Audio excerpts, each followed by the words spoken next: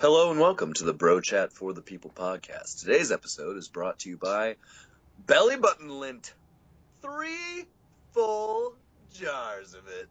Free collection of Belly Button Lint, mostly green and red, perfect for making that special Xmas gift like a handmade toque or baby socks.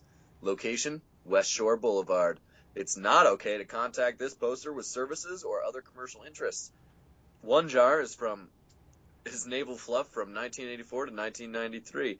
Second, 1994 to 2000. That's mostly the red stuff. And 2001 on. Oh my goodness, this is just... It's like a microcosm of fashion.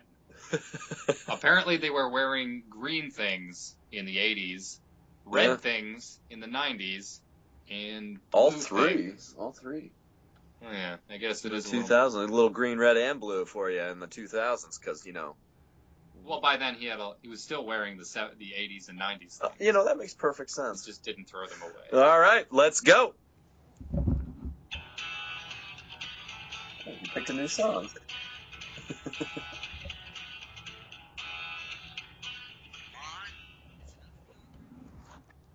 Really, Tom? Bob Dylan? That was not Bob Dylan. Are you crazy? Jake, what's his Jake face? Bug. Are you kidding me, dude? Oh, Bob Jake Dylan? Bug. Oh, Jake Bug. Yeah. Get out of here. Don't ever criticize. You're never allowed to have any take or say in the music ever again, so.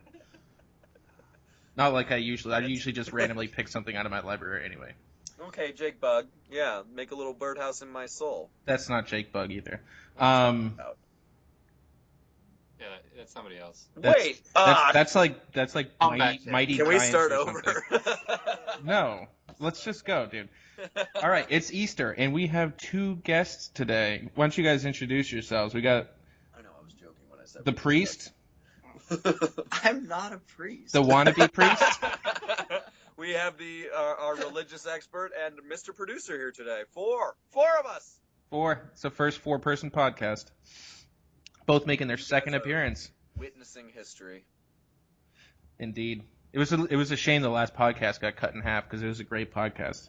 Poor Mr. Producer finally got his time in the spotlight, and it was some stupid YouTube technicality ruined it. YouTube technicality, or was it a YouTube user who took offense to our comparison? No, it wasn't. It was about... It was flagged by the YouTube community. No way. No. That's what the email said, man. Whatever. Anyway, so it is Easter. It is the season of Easter now. We are no longer in Lent. Thanks be to God. And there was an interesting news article today about a common Easter tradition. Here's the headline for you guys. Marauding parents in Easter egg hunt rampage. Out-of-control adults push children to the ground, steal their buckets, and leave one 4-year-old bloody at a chaotic free event. Hey, man, it's free. You got to get your money's worth. Well, especially when you live in Orange, Connecticut. Where is Orange, Connecticut? It's somewhere in Connecticut. That's all you need to know. That's true. There are a lot of places in Connecticut. That seems to me to be a very civilized location. You're not like, well, of course, it's somewhere out in New Mexico. Or... It's probably in a... New Mexico. You're right, Alex. New Mexico's not civilized. No, maybe Alex is right. It's one of the more, uppity places, There's pictures. Well, it on depends this. on It where doesn't you look are in like the Connecticut. uppity Well, thing. kids, the parents are always, trying to get the best for their kids. Push them forward, get them to the top. Throw your children in the right direction. So, Literally throw them. So later on it'll turn into like SAT prep courses, but for now it's violence at an Easter egg hunt. They need to learn competitiveness early, guys. Okay. Exactly. Speaking of so competitiveness, I guess the opinion of the Bro Chat is that we're okay with this. Well, one of us can. That stupid 4-year-old couldn't keep up. That's why he's bloody. Danny, just like with everything else, one of us supports it and one of us doesn't support it, so you can't really tell what we support and what we stand for. Oh, yeah, just like everything else. It's like Hannity and Combs, right? Exactly. You can spin this another way to where the parents are participating in a long-held Easter tradition, and they are just getting really involved in it, immersing themselves in a previous child activity. I mean, all right, priest.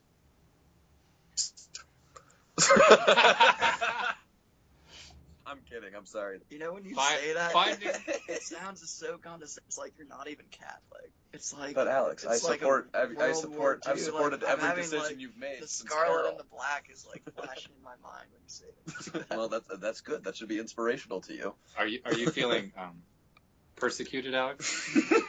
Do you need to go to your safe space? This bro chat is a safe space, Alex. Also, I'm not a priest. I'm a You seminarian. doing the joke? Oh, okay. All right, so let's move on to baseball. The Cuban baseball crisis. Indeed, it is. Our commander-in-chief was over there invading Cuba last week, or whatever it was. Cuba. What? You can make a lot of people's lives better. Oh yeah, things go well when Obama invades a country. We don't know. He never has. Isn't that what happened to Egypt or something? You know, he just bombed. Right, we didn't invade. We took out Gaddafi. Well, we had people in place to take out Gaddafi. I thought you were a And then the libertarian. Muslim Brotherhood took it over. Kidding. Okay, Remember? wait a second, guys. Don't take me so seriously. Wow. I was kidding. Obviously, we're not invading Cuba. Jeez. But All I do on this podcast is make fun of Barack Obama and his foreign policy. Why would we invade Cuba? I don't trust Barack. Okay, never mind. Jeez. so Daniel, what did Obama say about the Cuban baseball game? Because he must have said Well, something about it. he had a little bit to say, and he was, let me tell you, disappointed with the state of Major League Baseball. And you know why, Thomas? Ask me why. Why? Because baseball needs more diversity. Because there aren't enough players from Cuba or the DR or Latin America or Japan or Africa or wherever else or America. There are no players from Okay, that's fair. I don't think there are any. I don't know what about Canadians? There are plenty of Canadians. Canadians. Plenty of Canadians.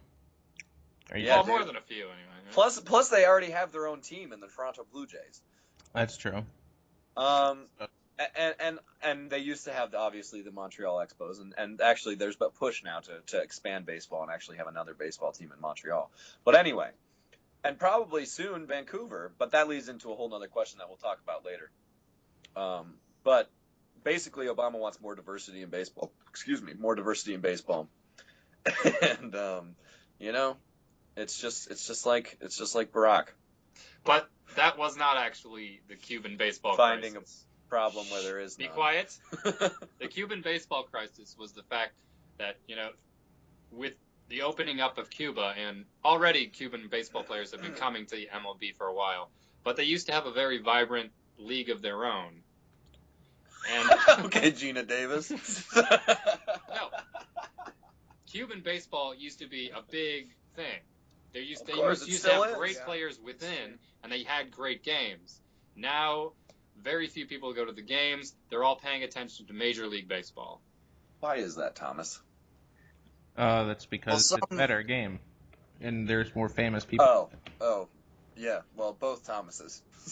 Right, but wouldn't we complain if everybody started watching the Premier League and completely ignored MLS? No. That's what happened. That's what happens. No, we wouldn't complain at all. That's already what Well, if we were Americans do. soccer fans, we would complain.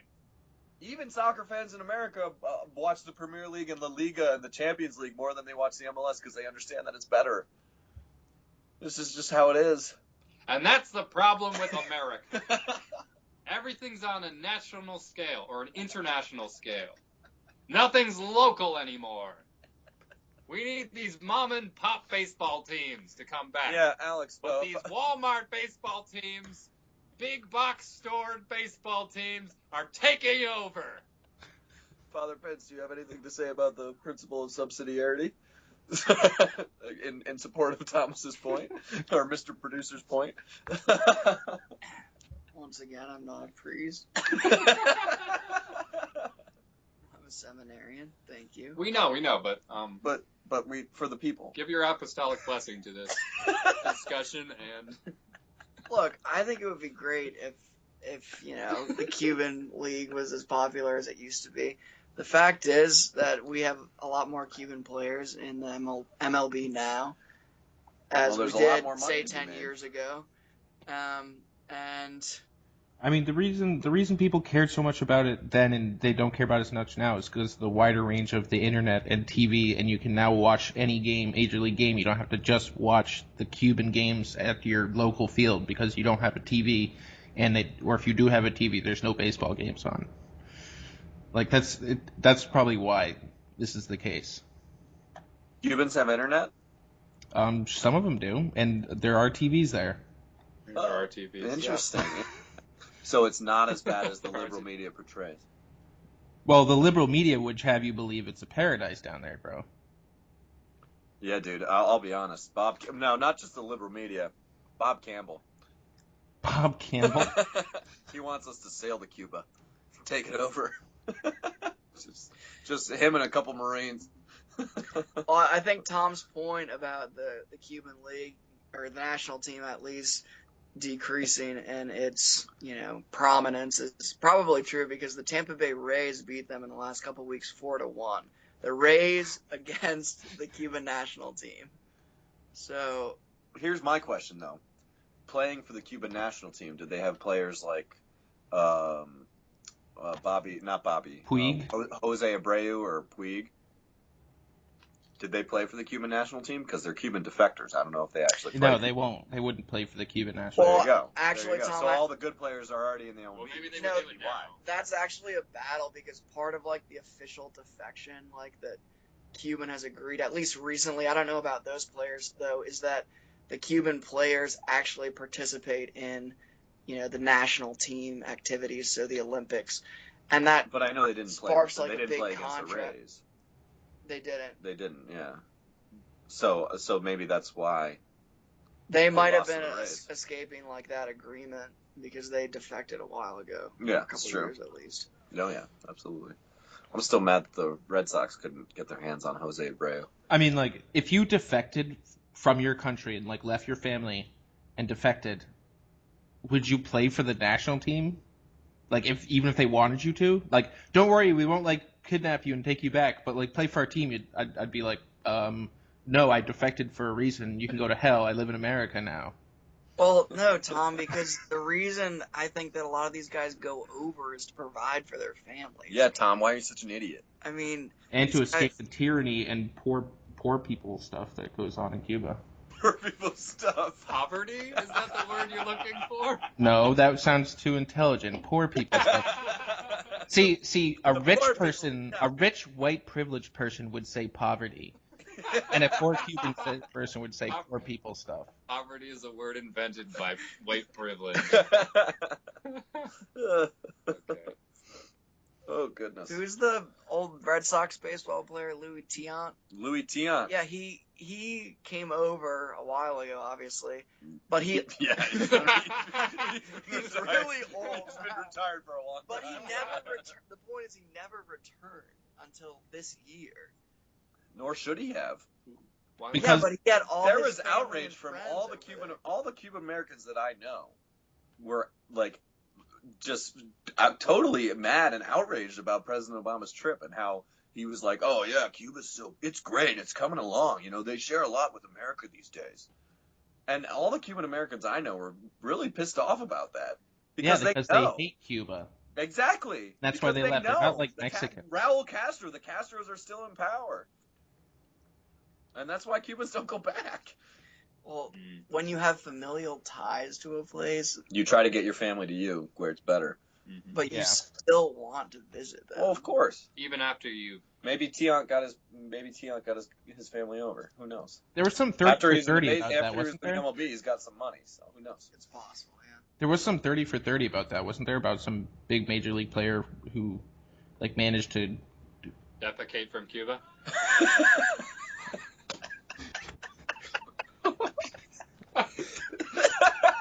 What? What? Did I say something? Anyway, No. Wait. What did defect. Defect.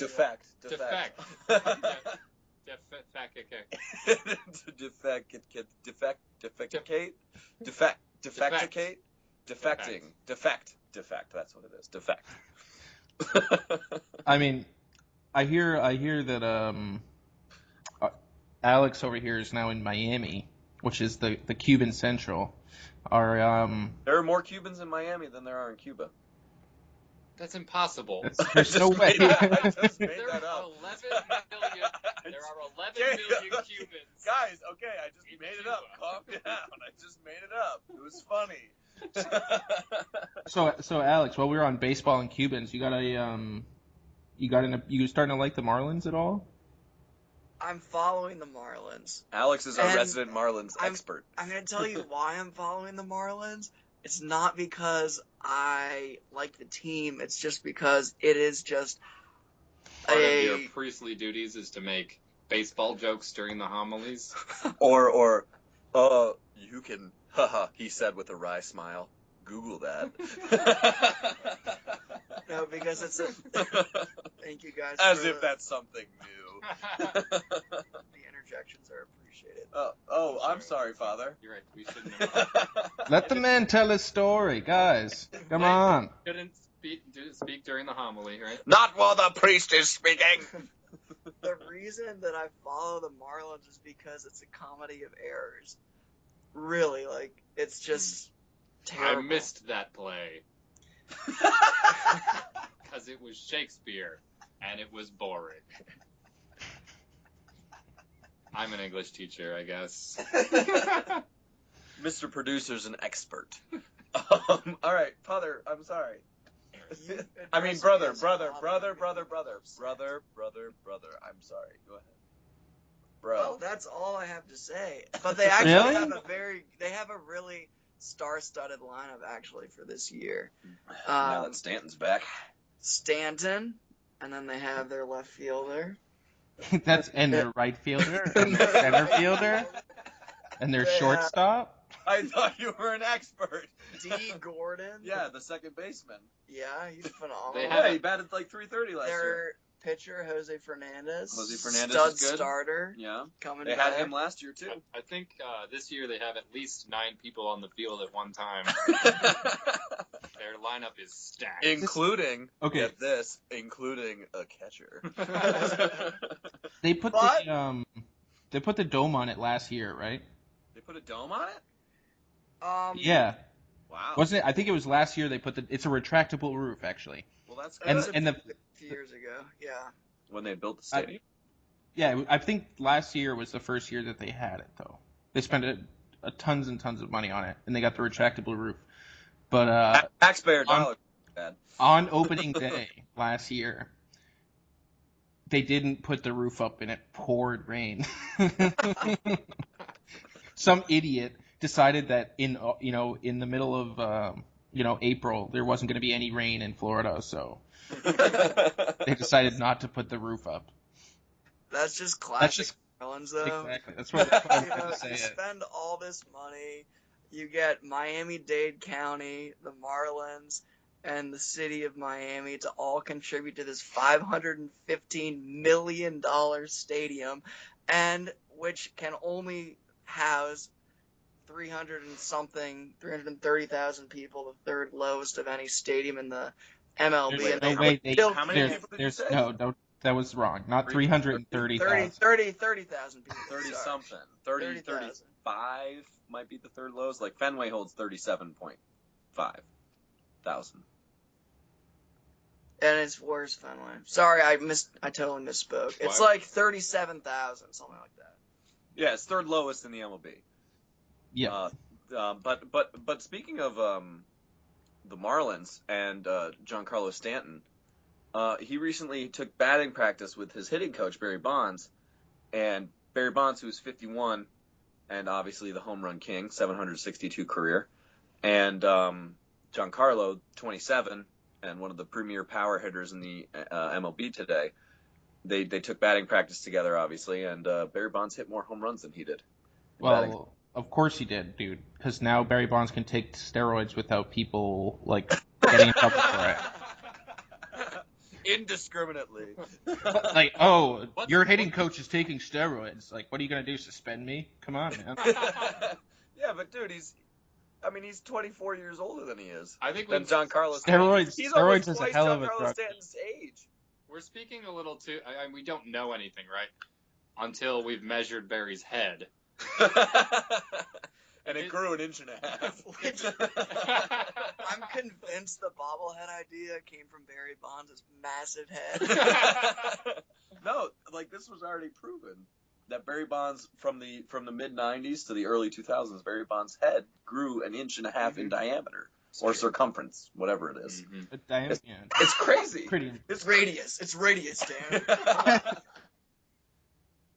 Wow, then that's 2 inches in diameter. Okay, we're having a little bit of connection issue. And not just metaphorically. Yeah, no, not just metaphorically. It physically grew larger, and that doesn't happen when you're 35. Which is interesting considering an ESPN headline from today which said Barry Bonds' approach as hitting coach is to tell players to be selfless at the plate. And he's What's like, that mean? well, yeah, what does be selfless at the plate mean? Try not to swing for the fences every time. I mean, know. it's That's what I did. Exactly. No. That's what I did, it's and now easy I'm to... not in the Hall of Fame, and that's why. Oh, that's why, Barry. Do you want me to actually explain it to you, or you just want to joke about it? Because I know I know I'm what sorry. they're saying. I didn't realize we had an expert. I'm sorry. We do have an expert. I mean, Tom.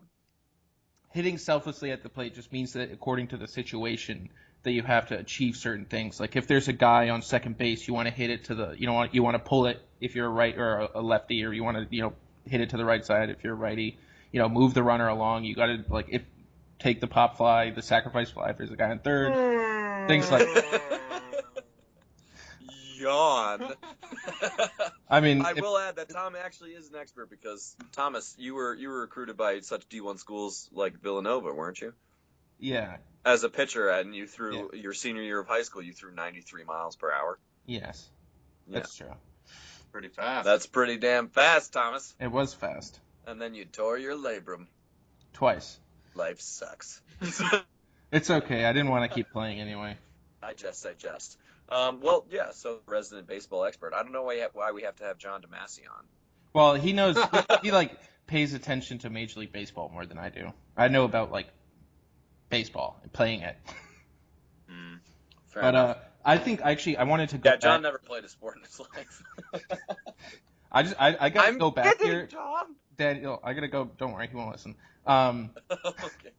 I got to go back here, and I just, this question that has to be answered. Considering they have the Marlins, are they, I think they're the most deserving of the team like the Marlins because Miami are the worst sports fans on the planet. Yeah. Is that something that we can just all agree on, or do we have any dissenters? In general, yeah, Definitely. absolutely. They come half an hour to 45 minutes late and definitely leave And at they least leave that early. amount early. I mean, if you remember the NBA Finals 3 years ago, when the Spurs were up 5 with a minute left, and half the stadium emptied, and then literally half the stadium emptied, and the Heat came back to win the game. I mean, And they locked the fans who left out. And so people were standing there trying to break down the doors to get back into the arena when they heard that the Heat came back. I love it. And Chris Bosh, one of the Heat stars after the game, was like, screw him, we don't need him. Even the players recognized the fans were terrible. yeah, I mean, just look at there's a lot of cities where there's bad hockey fans, or there's bad football fans, or whatever. But literally every single sport in Miami, just terrible fans. Like the Dolphins have the worst fans. No one shows up to any of the games, even if they're have a chance of making the playoffs. You go as a Patriots fan, and the Patriots fill up half the stadium. Yep. Miami, the Heat, the Marlins are a joke. Oh, it's definitely true. I mean, I have no complaints with anything that's been said here. I mean, even when the Canes were really big and huge, and then President of Miami. and now they don't care about them anymore. That's true. Yeah, nobody cares about the U anymore. Yeah, it's oh, they were good for a 10-year stretch. We're gonna be fans, and now no one cares at all because they're not winners, so we don't want to watch them. But I got something Alex wanted to talk about here. Something about some tobacco laws, some anti-tobacco laws. Yeah, this is like city laws that have been passed in Los Angeles, Boston, San Francisco, and it's basically anti-tobacco, non-smoking laws, and the MLB is having this apply to the MLB teams in those cities. So it's kind of a big deal for these guys who have grown up chewing tobacco. Play baseball. Just chewing as part of tobacco. the baseball culture to have to all of a sudden go cold turkey on it. And I thought it was funny because ESPN did a special on it today, and David Ortiz was talking, and the fine is $250. Apparently, somehow, I don't know how they're going to catch them or enforce it, but if you get caught, it's $250, and David Ortiz is just like, oh, yeah, I mean, I'm pretty sure a lot of guys can pay that fine. and then Terry Francona is just like, yeah, I mean, I've chewed tobacco for a long time, but I wrap bubble gum all the way around mine just, to make sure the kids don't think that I'm chewing tobacco. It's actually kind of funny. This has been a long time coming. Did you know that they minor leagues, you're not allowed to chew tobacco, like at all? That's and crazy. There's spotters at stadiums. Like they send a spotter to a stadium, and if they see a player dipping, they will eject the player and the manager. And the manager gets And the manager. thrust in with it, Yeah. throwing the baby out with the bathwater. So I mean, this is a long time coming. I know it's an expression, but that's terrible. Wow, throwing the baby out with the bathwater. So yeah, that means you just throw them out into the street like an old time prance. You just throw them out in the street with the bathwater. Get it? Tom, I think you're fixating on this stupid. Yeah. Mr. Producer, do you get it? How long has that rule in the minor leagues been around? I'm not sure. I heard about the rule maybe like 8 or 9 years ago, so it's been a while. So it's been a while. Wow. Well, this thing in baseball is going to be picking up steam this year because it's not only those 3 cities that I mentioned. It's also like city councils and ordinances are applying this to other cities as well. That's serious. This just like big government. We don't want you to do things that are bad for you nonsense. It pisses me off. No, you have to wear seatbelts because otherwise you'll get injured and you'll get hurt. And like, fuck you, mind your own business. If I want to not wear my seatbelt and die in a car accident, all that's that my nonsense. business. Anyway, I'm glad it wasn't me. Well, whatever you guys said, the bro chat. What an icebreaker right there. Yeah, I'm glad I wasn't the one who dropped the F-bomb. Okay. You can't get mad at me, Mom and Dad! So, Go ahead, Mr. Sorry, Producer. go What ahead, do you Tom. I was going to say, like, Go ahead, Mr. Producer. where did the whole thing... Why do we call it the F-bomb? We don't say... There's no... Bomb is not affixed to any other swear word. Because bomb makes it more serious. Because it's like a bomb. Right, When someone says it, it's like a bomb, and it hits the conversation, and everyone's just like, "Whoa!" but that's Has not that the ever case, though. actually happened? Like, if somebody says the C word, that does hit the conversation like a bomb. That's true. We should say the C-bomb now. No, we shouldn't say that. I'm not saying we should say the C-bomb. We should call it the C-bomb. We should never say that word. That word hurts my ears. Like, I feel like the C bomb makes it sound dirty though. So the C word is better? Yeah. okay. Okay, fair enough. Yeah, but seriously, the F word is never a bomb. Not anymore. It might have used to be when the phrase was coined. When they started calling it the F-bomb, maybe in the 50s or 60s or something, and then back then it was like, he said the F word or the F-bomb. I don't know. Yeah, I mean, I don't know. These people in all the economy in North Carolina based off this tobacco business is just so ruined. All the economy in North Carolina. Are you talking about? You talk about San Francisco? Wait, what? No, he's saying the tobacco farms, and the okay. tobacco companies. Well, that's He's Virginia. saying the economy is. That's Virginia. No, I think it's North Carolina. Whatever. You know the Marlboro Man and R.J. Reynolds? You know those two big, the guys who run Camel and Marlboro? That's Richmond, Virginia. I feel like America has, I don't know, every time we try to defend the tobacco industry, it's sort of been a bad thing. Daniel. If you know which specific event I'm referring to. Educate me, Tom. Yes. R.J. Reynolds is actually from Winston-Salem, North Carolina. That's proof right here. Oh, I see it. No, I got you. You're right. What else? What was that other thing going on with North Carolina recently? I think it was North Carolina. They passed some law or something. Yeah, that was a law that was passed about transgenders not going into the bathroom of their new sex. Their new sex, yeah, I guess if you could call it that. That seems reasonable. Yeah. It does seem reasonable. Just so that you don't offend other people, right? Because that's where you care about the most, is not offending other people. Unless they're straight, and then we can offend them as much as we want. So, if you could choose your gender, how permanent does this choice have to be? Can I be like, you know what? It's vacation time. I'm a woman. I mean, for 3 weeks, I'm a woman. That's it. Why would it have to be any more permanent than, like, your name? I mean, you can go to the courthouse and get your name changed as much as you want. Can you? Yeah. No, doesn't it take... So, like, you should just be able to go to the courthouse and be like, I feel like I'm a woman now, and then, a couple days later, like, I feel like a man again. I think it would be easier with the transgender issue just because everyone's so afraid of it.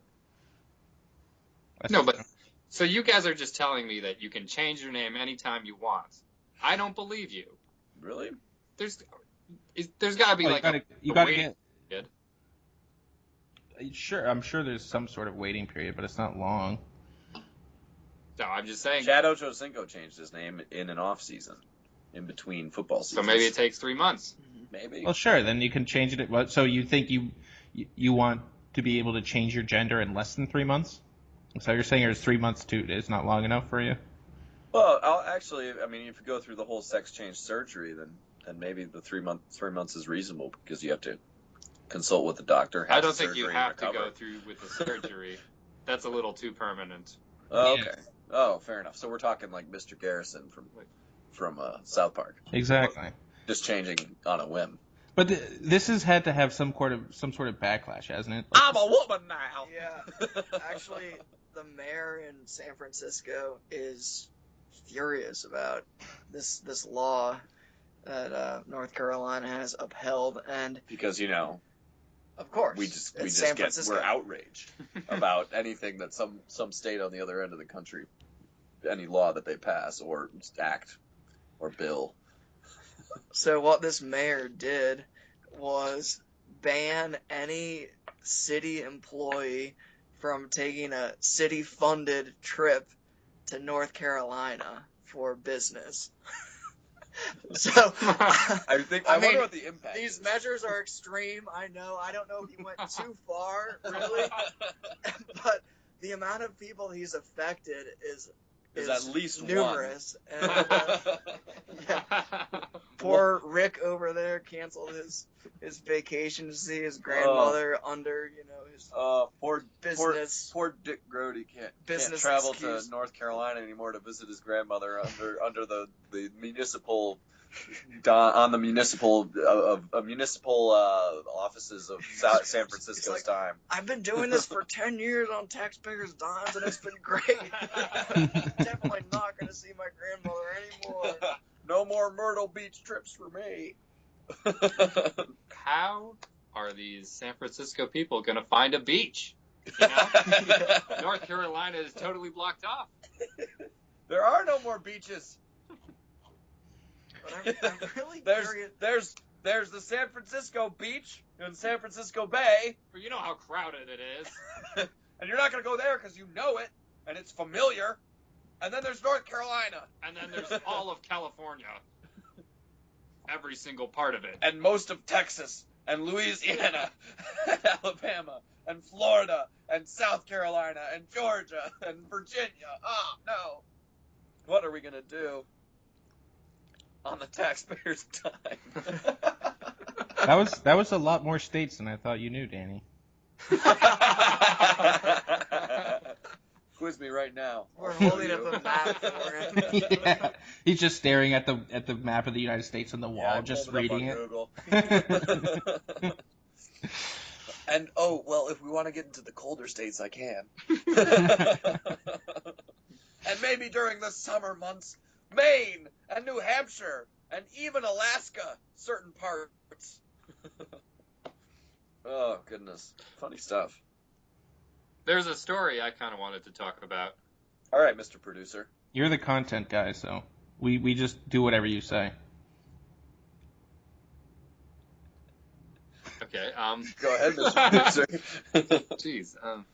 Oh, now you're feeling pressure. Huh? In Italy, they've recently made a law that grocery stores can no longer throw their food away unless it's totally unedible. What they have to do is they have to donate it to food banks.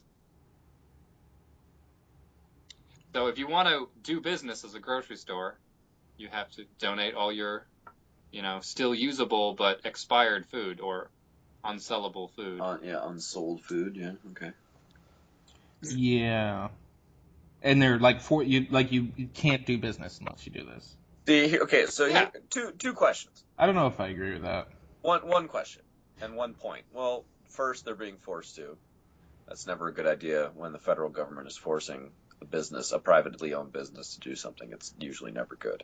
It's not the federal government. It's the Italian government. Okay, the Italian Federal government.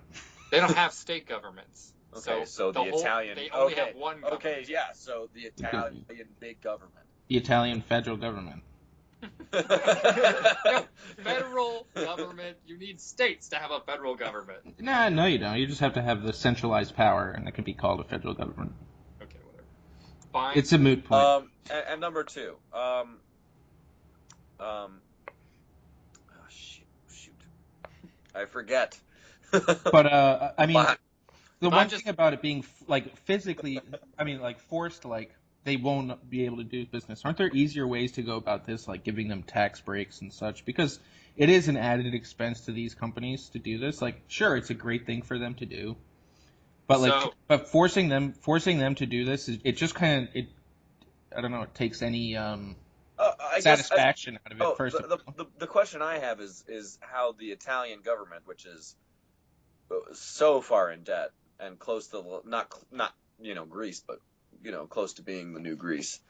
How are they paying for people to force businesses to do this? They're sending people out to just say you can't be a grocery store anymore. How are they going to enforce this? Let me answer Tom's point. All right. What was your point again?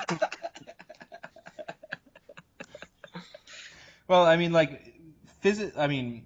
aren't there easier ways to go about this, getting tax breaks to do this? So what you're saying is you want to have you can incentivize it, but you don't have to have to force it in order for them not to do business. What you're asking for is an enormously complicated tax code. No. That's what it sounded like. Oh my gosh. So you're saying I think they should just make the IRS bigger. It's not the IRS. This is the Italian government. IRS. Remember, they don't have Internal Revenue Service. I don't care what they call it. It's the same thing. Oh, maybe. But theirs isn't nearly as big and complex as ours. Their IRS, so adding one more thing their is what IRS purposely target conservative groups? I don't know, hey, man.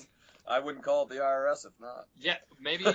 Well, if it targets conservative groups, that's great because, European conservatives are different. They are crazy. They are nuts. I don't know if you read about them at all. European conservatives? I didn't know there were any. What does that mean? a European conservative? What are they? What is that? Conservative that lives in Europe. No, but I've never met one. But it's always Or Really? I'm saying that they're different. They're like the French party. You know, whatever her name is, Le Pen or Margaret Thatcher. We have to go back to the 80s to find a European conservative. no, there are conservatives. Tony There are Blair. a lot of I'm conservatives. not talking about England. I'm talking about like Oh, that's right. The No, continent. no, you're right. England's not Europe. anyway. I mean, they have to deal with straight up socialists, and like that's an issue over there. So they have to be a little bit crazy and off the wall. We have to deal with straight up socialists. Well, Dan, what was your point again? Oh, why So I answered Tom, and I just Tom, don't. That is not Tom, what first of all, I just gotta say this. I defeated him gloriously as he was stricken to the ground. This is not what happened. Anyway, I just gotta say this though, Tom. One thing, the fact that you brought this story up, it's totally douche move, bro. Totally not, bro. What? Are Explain we feeling the burn here on this bro chat? I think maybe Mr. Producer's feeling the burn a little too hard. Maybe getting a little too close to that fire. Mr. Producer, Mr. Producer, it's chlamydia. Because I just, in every well-mixed cocktail, you need to have a little bitterness. Yeah. A few dashes of bitters. A little burn. I'm just gonna get my 2 cents here. I actually don't like the Italian bitter grocer in story. martinis. If I can just weigh in. There's real no bitters quick. in martinis. You can put bitters in it. No civilized human would put bitters in martinis. Which is why he said he didn't like them. Anyway. I agree. That sounds terrible. I actually don't like bitters in my bourbon. I just like my bourbon. Oh, that sounds terrible too. I would never even That's how you think to get do 'em in. that. I would never think to do that. You're just ruining perfect. Hurting bourbon. anything other than like, I mean, if you get like bottom of the shelf bourbon, maybe you put a little Coke in it, a little splash of Coke just to kind of lighten it up. But What kind of Coke, Thomas? I don't know, Coke Black. Zero. Oh, A splash. what does that do? Anyway, Alex, your brother, your 2 cents. Well, I thought the moment had passed, but I'm just gonna say, it seems when you're talking about giving leftovers that aren't used by people that would buy in the grocery store and giving them away, that's kind of just like, oh, like let's get everyone who can't afford to buy food sick because we don't want it. I like that. Oh, so instead Boom of time. donating it straight to the food bank, you put it in the dumpster for the homeless people to conveniently sift through. That sounds That's very not gonna reasonable get them to me. sick. Tom, I have 2 questions. One, who's going to enforce this policy, especially with an Italian government that's already light years in debt? And 2, yes, I use light years. And 2, There are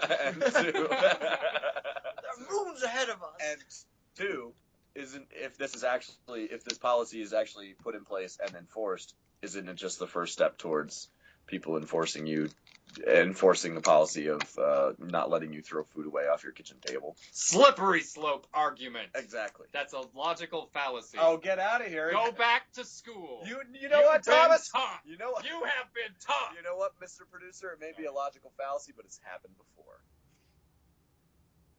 We get on these slippery slopes, and then all of a sudden we can't stop because we're going down the mountain. We're sliding. I.e. We don't have enough- socialism. I.e. socialism. But Okay, so- please answer my first point. so- Who's enforcing this in this broke-ass country? Dude, the government has lots of money to pay their henchmen. Raise I it. don't know what you're saying. Oh, yeah, let's raise the tax ceiling so that we don't default on our debt. Well, they're just using Berlusconi's party money. I'm not okay with that. Ever since- Of course it's a slippery I know, slope. I'm approving your point. Oh, thank you. You're welcome. Yeah. Go to hell, Mr. Producer. So I'm just wondering. Sorry, that was rude. I apologize to all our listeners. I apologize to the priest here. With us. The one who was laughing along with me. Sorry, that was rude. But I'm just going to stick by. I mean, it's a slippery slope argument. If it doesn't mean that you're going to go full blown socialism just because you say grocery stores have to donate their food. Isn't this an intrusion by a massive federal government into something like this? This is just another, if this was happening in America, it would just be the federal government intruding even further into, the private businesses and telling them what they can and can't do. But, I mean, I see that point, Tom, but also there are all sorts of, health code, restrictions and mandates that grocery stores and restaurants and these places have to uphold. So, I mean, I think there's a similarity there. So the FDA says we can't sell this bread anymore, so let's give it to poor people. That's what I've said. This is not fit for normal consumption. Let's give it to the poor. There's truth to that. There is actually no truth to that. So there are many complicated dates listed on food. Expiration dates don't mean that it's unsafe necessarily. That's you usually don't donate dairy products or meat, for example, but you will donate bread because it's probably not really going to go bad. But it's not a donation, is it? It's